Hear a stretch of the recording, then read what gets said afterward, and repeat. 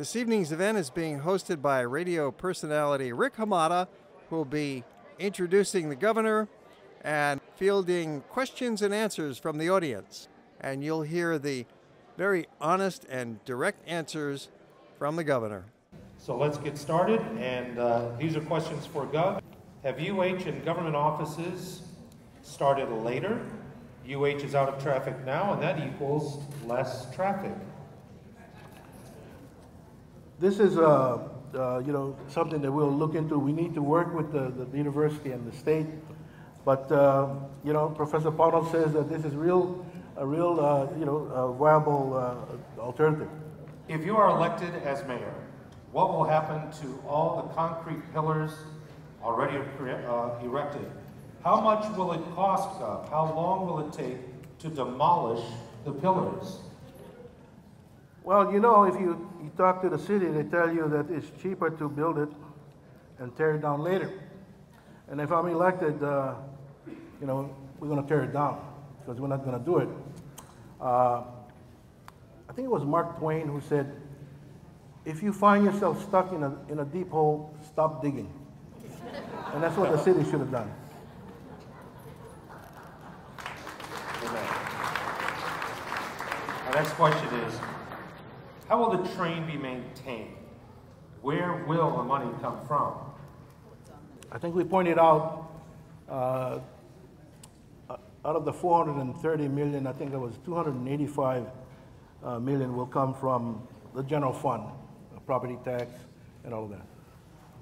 Our next question, our roads are a joke. Why? And what will you do about it? A friend who is from Sri Lanka, and has lived there for a long while. She told me that the roads are better there than they are here. It's incredible. So what will I do?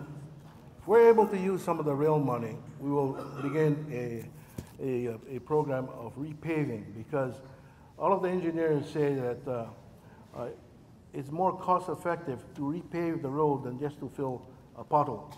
And that's what we hope to do.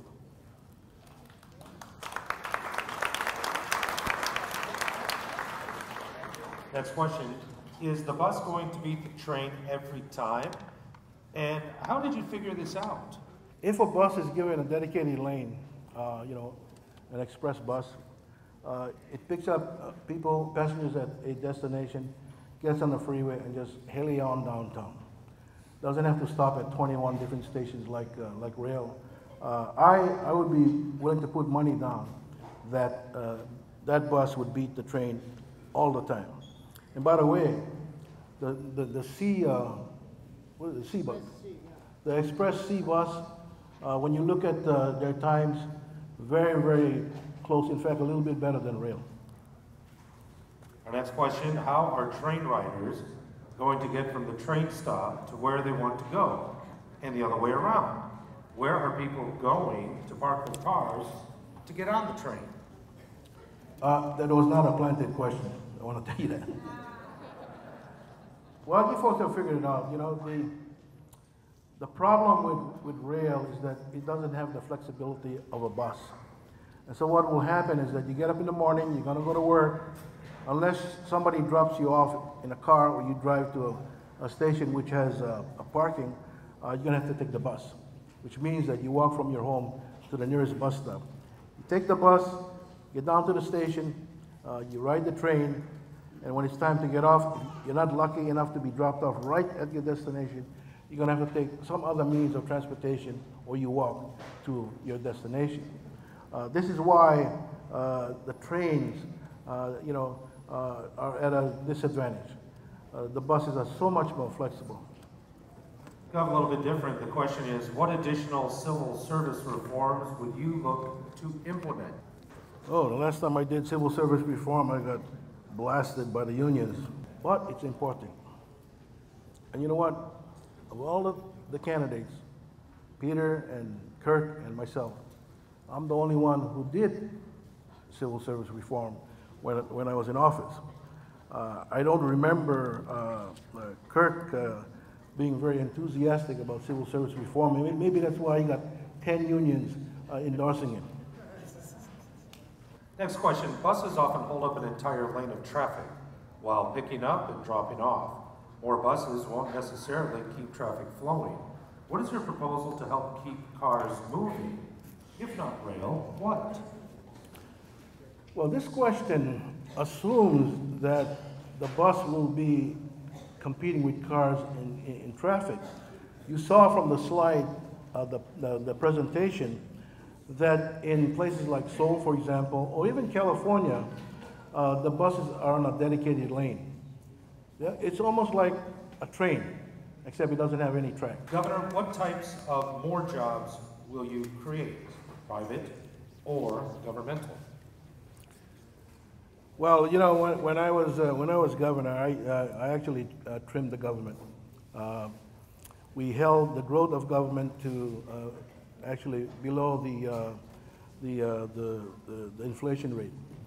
And so if I'm the mayor, I tend to be very, very frugal when it comes to spending and to creating government jobs. Having said that, there are government jobs that are important and should be created. Now, the private sector, the sewers, upgrading the sewers will create jobs, upgrading the water system will create jobs, repaving the roads will create jobs, and the good thing about it, those are jobs that our people here have experienced and know how to do.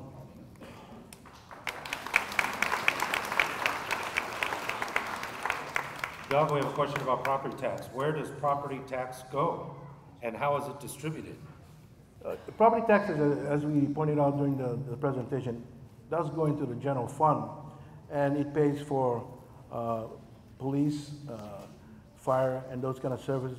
It doesn't pay for sewers because the sewer head has a dedicated fund. But the second part is, why is my 2004 Sienna van, why is the registration gone from $220 in 2006 to $371 in 2012?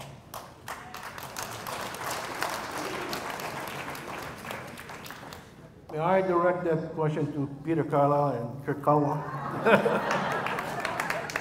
Next question is, will the funding for the consent decree for the sewer upgrades be rated?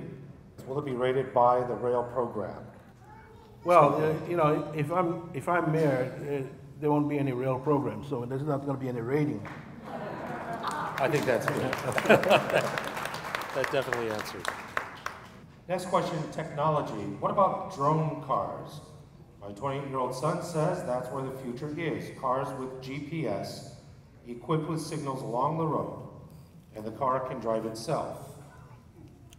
Well, you know, I think all of us have read something along those lines. I want to tell you that my wife and I drive Chevy Volts. It's incredible. I haven't put any gas in the last month. Basically got around on electric power, and I think that you're going to find that that kind of technology will be developed further, and really, that'll be the future.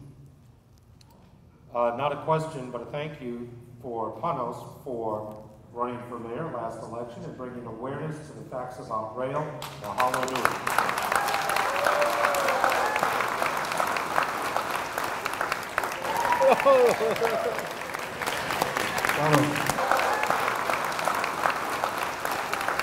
We should have run. Look at the applause that he's getting. He's been wonderful. He's, you know, this man is totally unselfish. Clearly, like all the other guys in the Truth Squad, you know, he just wants to make things better here for all of us. Basic question. What do I do if I need a restroom while waiting for a train? You may be in trouble. Because as I understand it, the stations will have the unisex type of restrooms. So, you know, can you imagine a male being in there and a woman waiting outside? Is not too smart, in my opinion. The question is, will you respond to citizen needs? Currently, Mayor Carlisle does not think it's necessary. You know, when I got elected governor, I met with everybody. Democrats, Republicans, Libertarians, what have you. I think it's really important to meet with people Another question or statement, this thing is already going. Contract signed, pillars being built. Aren't you too late? And if elected, how are you going to recoup this waste?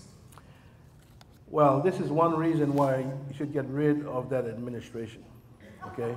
No, really. They've given out contracts prematurely. Right now, they like to present the image that, you know, the FDA is giving them the approval. The only thing the FDA has approved is it said to the city, if you want to go ahead with your own money, go ahead. Well, you read the FDA letters, it says this does not, you know, hold the FDA to any kind of commitment of federal funds. Right now, what they're doing is they're using city money, your money, to do the construction.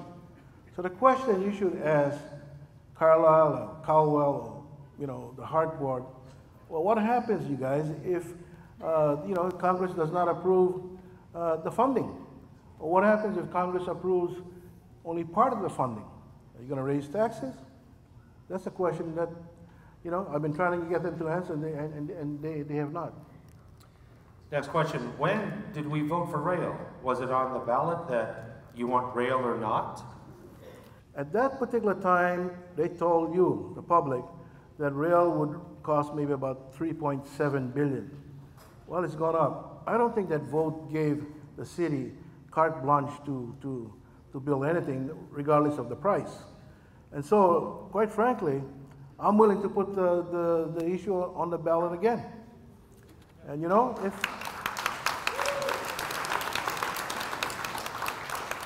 because clearly, how many of you were as well informed then as you are now? How many of you knew that the city and the FDA, you know, admitted that rail would not reduce traffic congestion?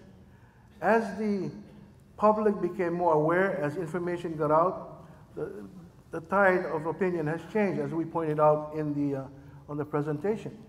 So maybe we need another vote on rail, but you know what? The election is going to be a referendum on rail. So you want rail out? Vote for yours truly.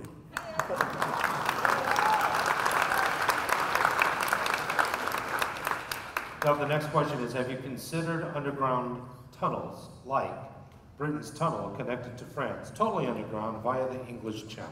I think that maybe at some point you may consider a tunnel.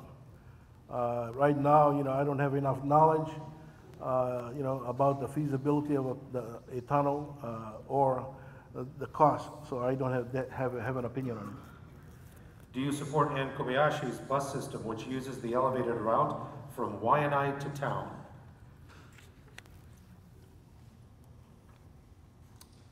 Is that the one she proposed in the last election? I believe it is. Yeah.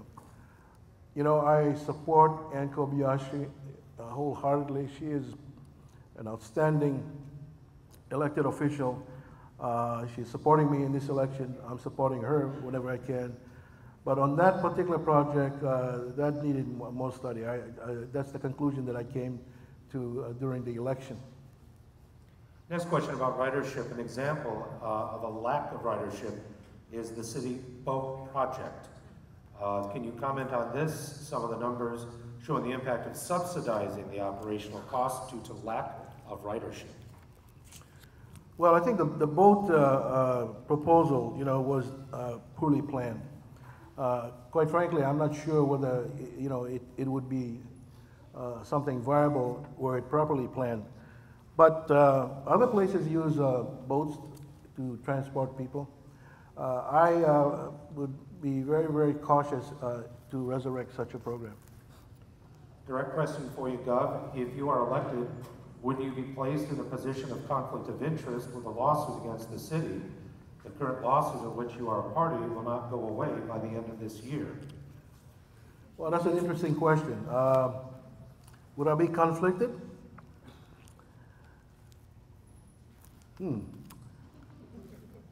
Probably. But what if I, as mayor, told our lawyers to enter into what they call a confession of judgment? Huh? that would end the lawsuit in favor of, in favor of the plaintiffs and against the city? That's a very interesting question. Governor, next question. Would you consider an elevated expressway above H1 from Middle Street to UH? The expressway would have no exits until the end and entrances only at the beginning. I'm not in favor of anything elevated running through downtown. I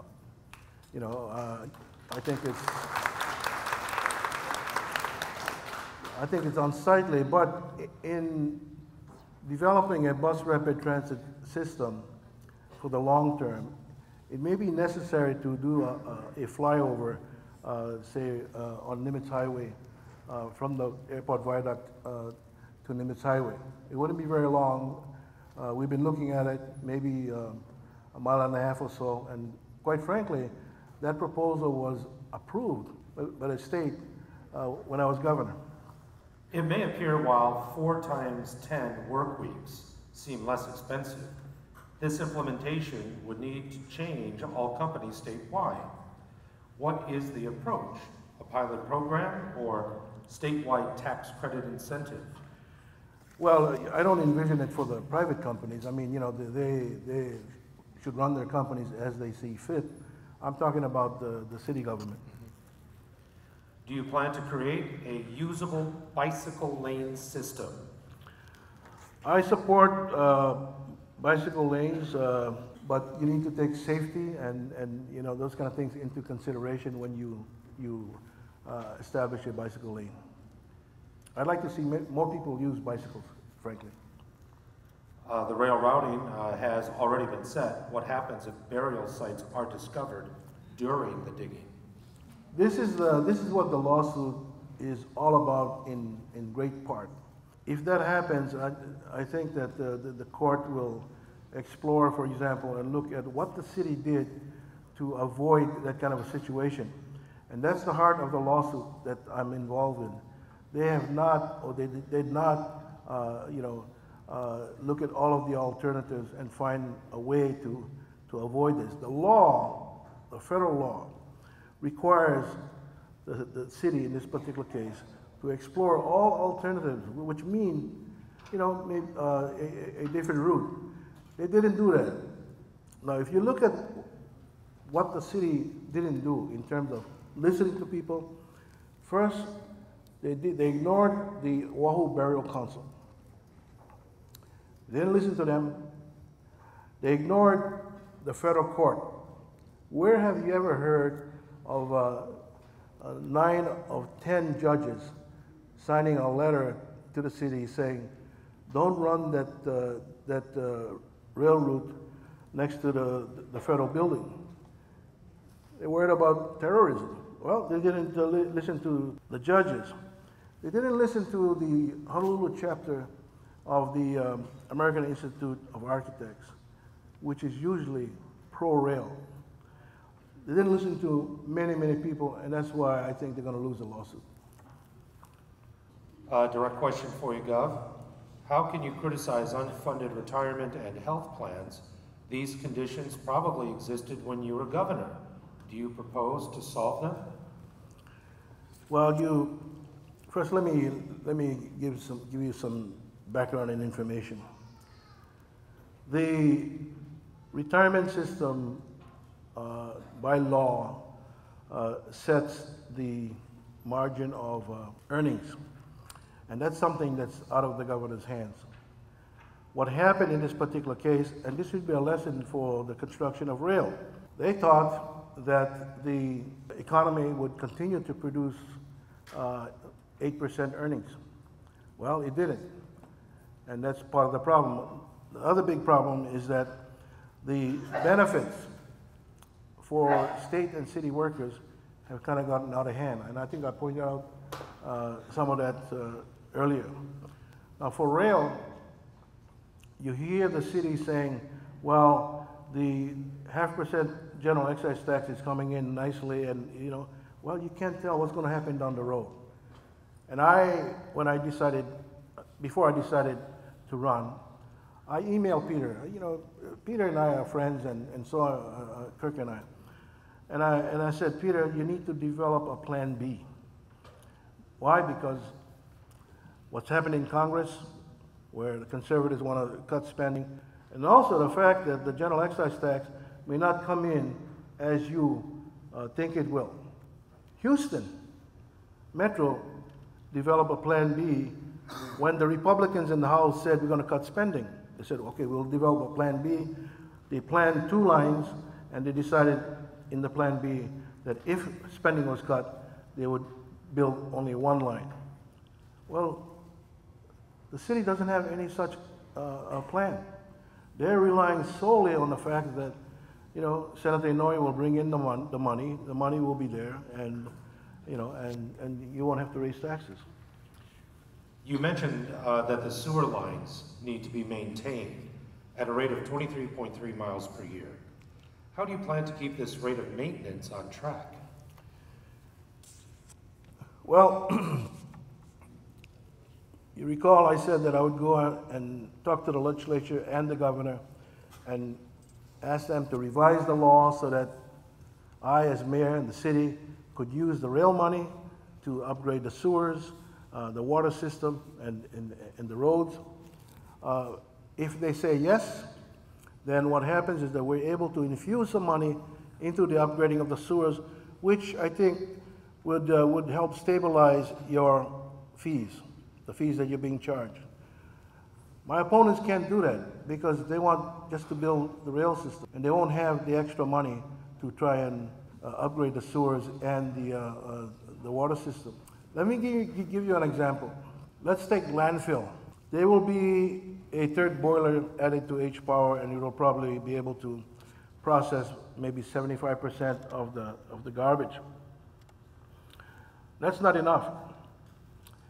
So Mr. Takamura here, the former Director of Environmental Service, has convinced me that the city should invest in what is called a materials recycling facility. And what that will do is that it will separate the glass and all of that from the garbage. And so when it gets to H-Power, the ash that comes from the burning of the garbage could be used to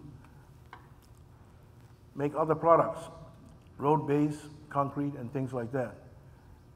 Well, Kirk Caldwell can't do it. Peter Carlisle can't do it because they would have to raise fees to some astronomical height.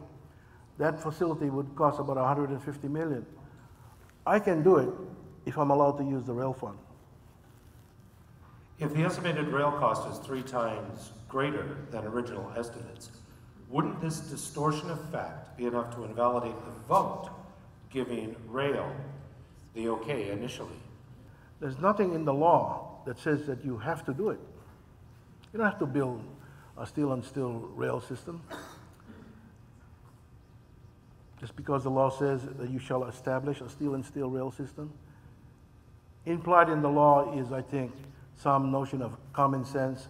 You take into account the costs and all of that. Otherwise, this thing could go up to $15 billion, and you think you're going to build something like that because the law says that you have to do it. Then the law doesn't say anything about the city establishing a bus rapid transit system, because the city is already in the bus business, and I see it as an extension of that kind of authority. Gov, there are companies like Hawaiian Airlines and Outrigger Hotels who are supporting the rail. What do they have to benefit from the support of such a controversial project? Beats me. Actually, take a look at those 30 CEOs. Why in the world would Outrigger be part of it? The hotels are opposed to the rail system going down Kuhiu Avenue. It'll never be built, okay? And they're opposed to it because it's elevated. So why would they support something downtown that blocks off the view of the city? Put it this way, I think that, and by the way, among those 30 people are people who have made contributions to my campaign, and they said, Ben, this is crazy, okay? Well, I'm not going to reveal the names, but they're there.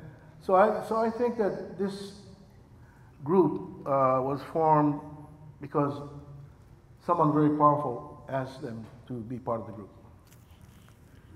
If the FTA has not obtained approval for the $1.5 billion in federal funds, why has construction already started? Because they want to make this project so expensive that they feel that you feel it's too late to turn back. You know, that's the best reason to turn out these guys from government. You know, because they're using something like this to really try to bully you into supporting a project. That's why they're doing it. In fact, I want to tell you that one of the reporters told me that a member of HART told him, let's see if Ben can put the genie back in the bottle. So that's the strategy. If I get in, these guys better go find lawyers. Really. And if we can't get them out that way, then at the state level, and I'm sure this exists at the county level, you can remove people from commissions and boards for cause, you know, and we will certainly try to do that, you know, failing having a case for malfeasance against a couple, 2 or 3 of the people on HART who basically have been running things. Next question. Some of the Truth Squad were in previous city administrations. Why couldn't they have addressed the city problems in those years? Because they weren't mayors. You know, one reason they're with me is not so much that they love me, you know. They see, based on their experience and their skills and their expertise, they see things wrong at the city that weren't addressed when they were in the city, the different city administrations. And that's why they're here. And I'm really glad to have them because these guys don't get paid. They came out of retirement like me, and you know, they're serving you. Are there improvement plans for the second city to build more schools, hospitals, corporate buildings in Kapolei? I transferred 1,000 workers to Kapolei, 1,000 state workers. I got 300 grievances filed against me, but I transferred 1,000 workers. We built a state office building there. You know, I believe in that. And if I'm mayor, then I'm going to take a look at maybe some other things should move out there, city buildings. More of a generic question, but a concern. What is in store for senior citizens on fixed income? Well, you know, this is a very important issue. People on fixed income are going to have to deal with the increases in water and sewer already that you see. You can't avoid it. We got to fix it, you know. But if you have something like rail and you're going to have to pay more construction costs and for the operating costs, then you can expect that maybe new taxes will be imposed. Now, I'm a senior citizen. I'm 72 years old. At least I don't need a cane, not yet anyway. So as I got older and more experience, I realized that this means a lot to people on fixed income. And that's why the retired firemen endorsed me. Chief Chang, you here? Thank you, Chief. Thank you, boys. Yeah.